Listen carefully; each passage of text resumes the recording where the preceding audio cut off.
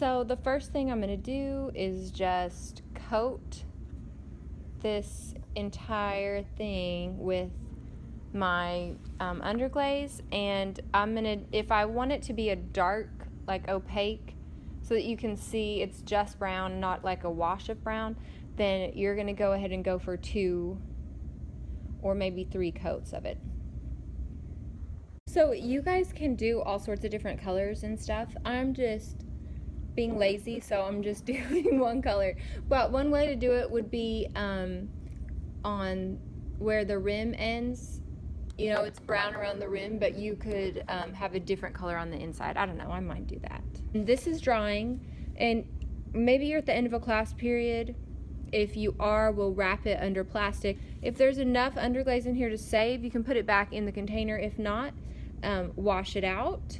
Make sure this is put away. If you have any tools out, they need to get wiped off and put away.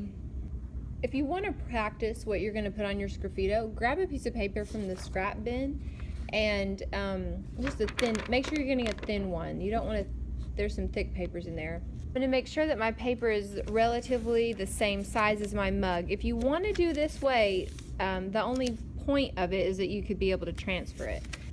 Otherwise it's pointless, you know? So I'm going to trim this and draw it. Okay, so here's a little lesson on what not to do. Well, okay, my mug it's to leather hard,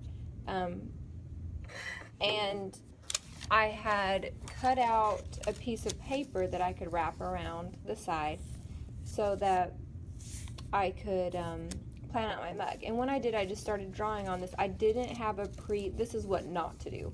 I didn't have a pre-plan before I put the brown glaze on my mug, and then since it was brown, I thought, hey, I can do my council house, SIA, our logo, and so I tried to draw it. It's not perfect, but it's close enough. And then I thought it'd be fun to put some little fish around it, maybe, but then my whole thing is brown. So if I had planned this better, and then also I realized with the mug, really the center image is not opposite the handle, but beside the handle.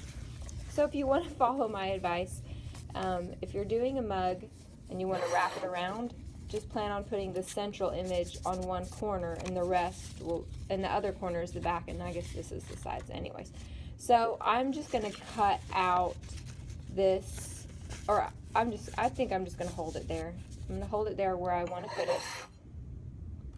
And I'm going to use this tool that has the little ball and trace over the lines. Gives me a guide.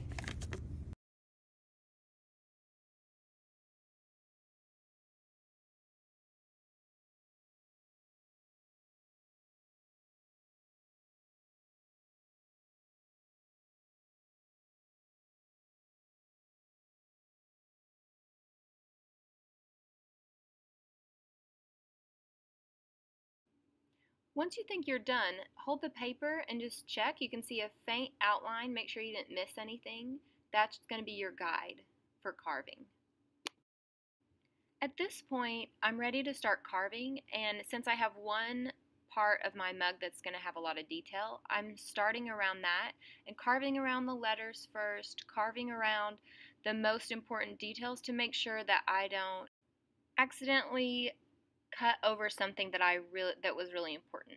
So once I get those main important details carved out, then I'm using larger tools and going around and adding detail, and I just keep looking over it and adding a few more details just to give it a little more visual interest.